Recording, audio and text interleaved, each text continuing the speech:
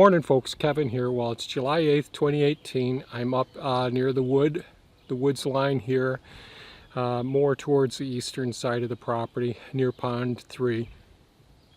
And one of the things I've got to do is cut up some firewood for this coming season and all. And I had previously pulled out some of the dead trees from the woods line and set them up here alongside of the woods. And one of the things that this last cold spring and winter, we used about 3 times what we usually use for burning wood. Now we don't use that much. We use between 1/2 face cord and 1.5 face cords on the average winter. But this last winter and spring, we used up quite a bit. So we still have some, enough to get through the next winter, but I like staying 3 to 4 years ahead. And that's where we stack the wood in the sugar shack. And if we do fire up do some maple syrup work, then we'll need a heck of a lot more wood, because that's going to consume a lot of wood. So anyways, aside from everything else we've been doing around here, one of the things I've got to do is I got Bumblebee out. I'll pull a couple of these logs up. It assists me as far as cutting up the firewood, and see if these logs are in any decent shape that I can use for burning wood, or if they're starting to decompose more and they go up to the hugelkultur bed. So that's basically what I'm doing up here for the next couple of hours, and see how that goes. I'm not going to try and split the wood today, but just see, do I have to go and get some more of the trees that are dead that I can use.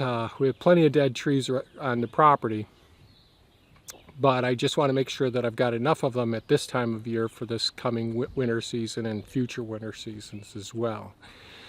Mars Rover asked in a recent video, what's the status basically with the greenhouse construction? Well, I'm trying to get everything else set around here, and there's lots of things to do. But yes, the greenhouse construction is going to go on. The other thing I've been concerned about, one of the things I have to do, is put some soffit up where the area of the work area, where the greenhouse attaches to the work area. However, there's still birds nesting up in there, so I'm waiting for them to get to the late fledgling state, so I can take their nests out and get the soffit up there without killing any of the baby birds. So that's just where we're at this point. So I'm gonna chop up some firewood, or saw up some firewood. Well, I'm interrupting this video.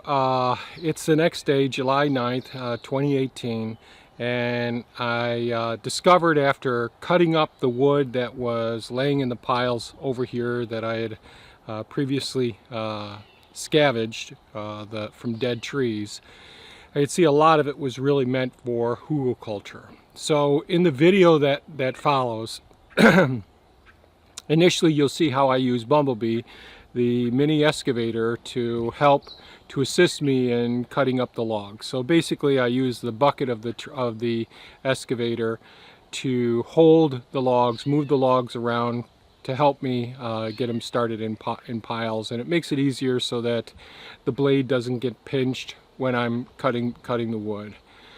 But because so many of the logs were bad, I went ahead and took them over to the hugelkultur system, the one that I've shown most recently, the one where I'm calling it a hugelkultur and a back to Eden combination.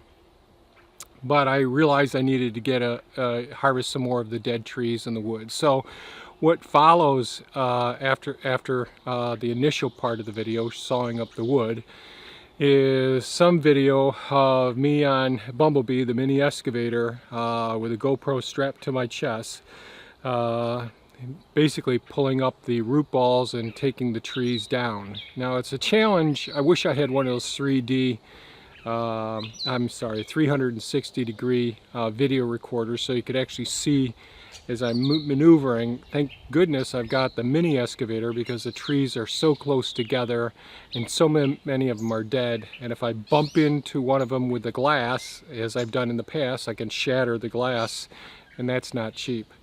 So I have to maneuver amongst all the trees that are close together, and then dig out the root ball, knock the tree down. Now typically what I would do in most circumstances is take a few of the root balls after I've cut off the trunk of the tree, dig down and bury them all in one big hole. But because in the future there's going to be waterworks going up into this area, more ponds and swale systems, and I'll make another video about that.